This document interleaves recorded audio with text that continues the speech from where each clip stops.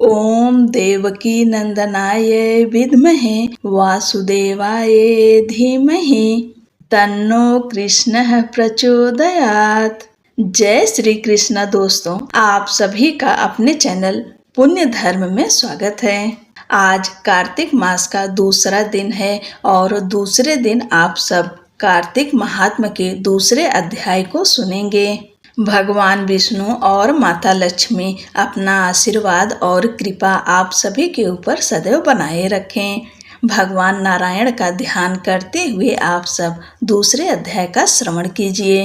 श्री कृष्ण जी ने कहा, हे देवी गुणवती, अपने पिता और स्वामी को राक्षस द्वारा मारे जाने का संवाद सुनकर पिता और पति के क्लेश से दुखित होकर करुण विलाप करने लगी। हाय नाथ, हाय पिता, हमको त्याग कर तुम कहाँ चले गए?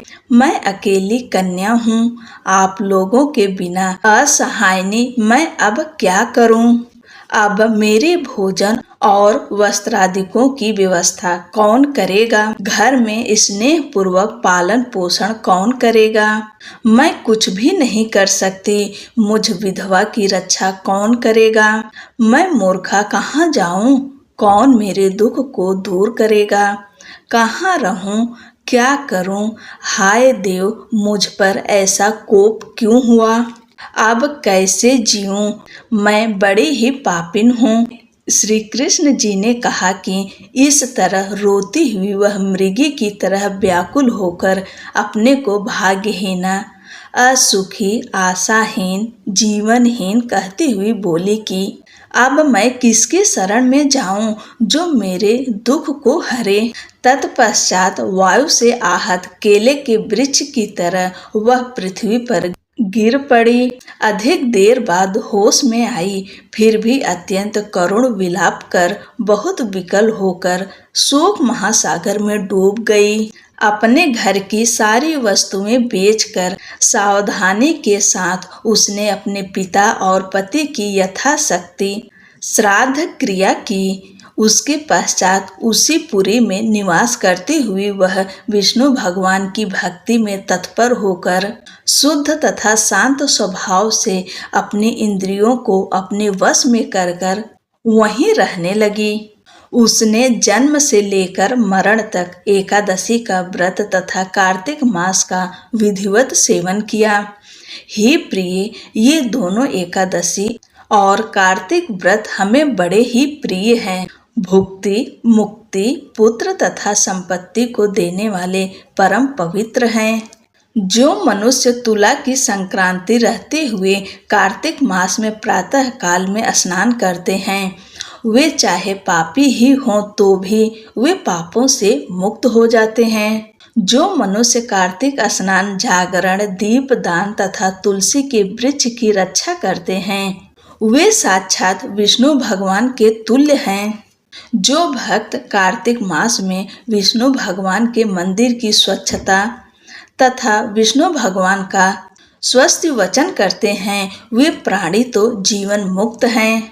इस प्रकार जो जन कार्तिक मास में 3 दिन तक श्री विष्णु के मंदिर की स्वच्छता अथवा उनका पूजन करते हैं, देवतागण भी उनकी वंदना करते हैं। जिन्होंने जन्म भर इस नियम का पालन किया है, उनका तो कहना ही क्या है। इसी प्रकार वह गुणवती दत्त चित्त होकर प्रतिवर्ष कार्तिक का व्रत और भगवान विष्णु की पूजा भक्ति पूर्वक करती रही। हे प्रिय, एक बार वह रोग के कारण दुबली हो गई थी तथा ज्वर से पीड़ित होने पर धीरे धीरे किसी प्रकार गंगा स्नान करने को गई। वह जल में स्नान करने के निमित्त उतरी और जाड़े से कांपने लगी और विकल हो गई। तब उसने आकाश की ओर से अपनी ओर आते हुए एक विमान को देखा, जो शंख, चक्र, गदा और पद्य आदि विविध शस्त्रों से सुशोभित विष्णु भगवान का रूप धारण करने वाला था। रथ पर उनके वाहन गरुड़ की ध्वजा अंकित थी। तब मेरे विष्णु के गण विमान पर चढ़कर उस पर चमर डुलाते हुए अप्सरा गणों से सुशोभित उस गुणवती को वैकुंठ लोक में ले गए। वह गुणवती प्रज्वलित अग्नि की शिखा की तरह उस विमान में बैठी हुई एकमात्र कार्तिक व्रत के प्रभाव से मेरे समीप आई। इसके अनंतर जब ब्रह्मादिक देवताओं के प्रार्थना करने पर मैं इस मानव लोक में आया, तब मेरे गण भी मेरे साथ आए। हे भामिनी, ये समस्त यादव मेरे ही गण हैं। देव शर्मा नामक विप्र जो पूर्व जन्म में तुम्हारा पिता था, वही इस जन्म में सत्राजित होकर यहाँ है। जो पूर्व जन्म में तुम्हारे पति चंद्र शर्मा थे, वही अक्रूर हुए। और हे भामिनी, तू ही वह गुणवती है। कार्तिक व्रत के पुण्य से ही तू मुझे अति प्यारी हो। हे शुभे, पूर्व जन्म में मेरे मंदिर के द्वार पर तुमने तुलसी का बगीचा लगाया था। उसी पुण्य के प्रभाव से तुम्हारे घर में यह कल्प वृक्ष सुशोभित हो रहा है। पूर्व जन्म में जो तुमने कार्तिक मास में दीप दान किया था, इसी कारण तुम्हारे शरीर में शोभा और तुम्हारे घर में साक्षात अचल लक्ष्मी निवास करती हैं।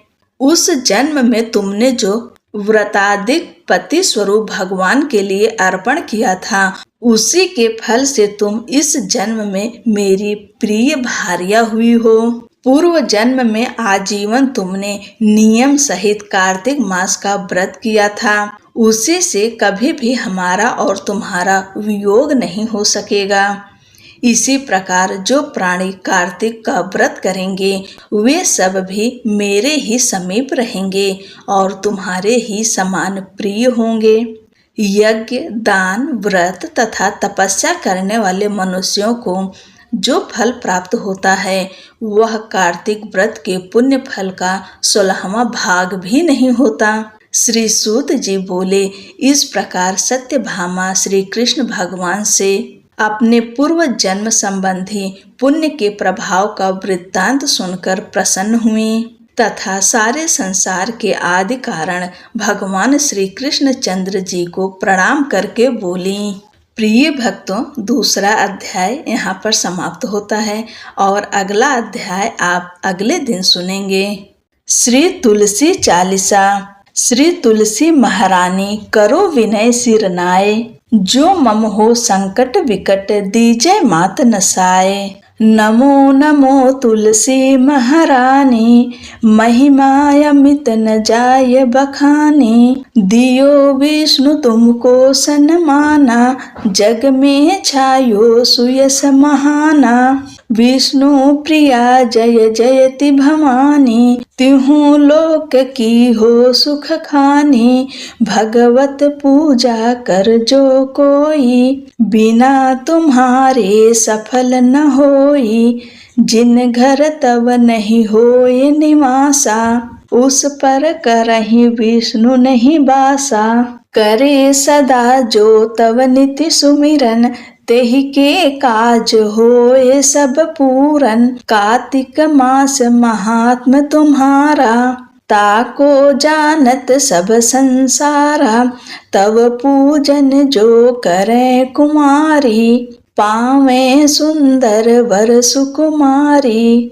कर जो पूजा नित प्रति नारी, सुख संपत्ति से होय सुखारी। वृद्धा नारी करें जो पूजन, मिले भक्ति होवे पुलकित मन।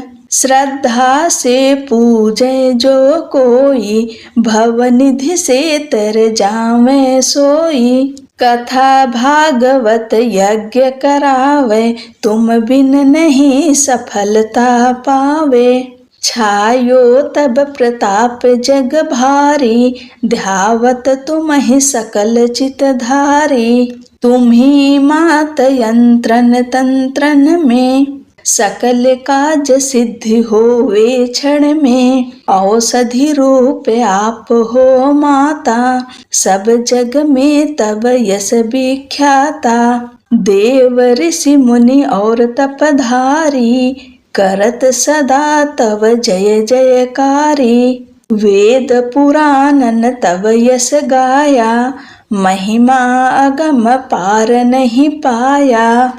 नमो नमो जय जय सुख कारणी, नमो नमो जय दुख निवारणी, नमो नमो सुख संपत्ति देनी, नमो नमो अघ काटन छेनी, नमो नमो भक्तन दुख हरणी, नमो नमो दुष्टन मद छेनी, नमो नमो भव पार उतारणी, नमो नमो परलोक सुधारणी, नमो नमो निज भक्त उबारणी, नमो नमो जन काज सवारणी, नमो नमो जय कुमति नसामनि, नमो नमो सब सुख उपजामनि, जयति जयति जय तुलसी माई, ध्याऊं तुमको शीस नमाई,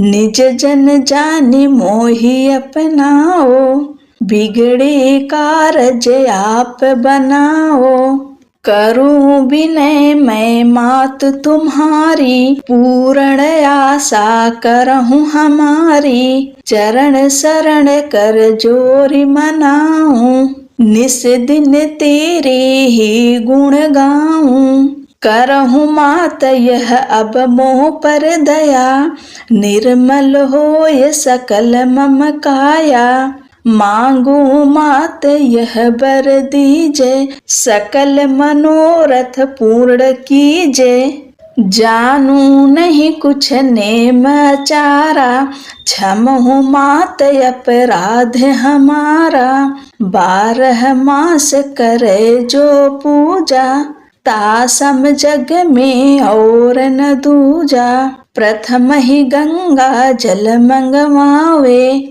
फिर सुंदर स्नान करावे, चंदन अक्षत पुष्प चढ़ावे, धूप दीप नैवेद्य लगावे, करे आचमन गंगा जल से, ध्यान करे हृदय निर्मल से, पाठ करे फिर 40 की, स्तुति करे मात तुलसा की, यह विधि पूजा करे हमेशा, ताके तन नहीं रहे क्लेशा, करे मास कार्तिक का साधन, सोवे नित पवित्र सिद्ध हुई जाहि, है यह कथा महासुखदाई, पढ़े सुने सो भवतर जाई। यह श्री तुलसी चालीसा पाठ करे जो कोय,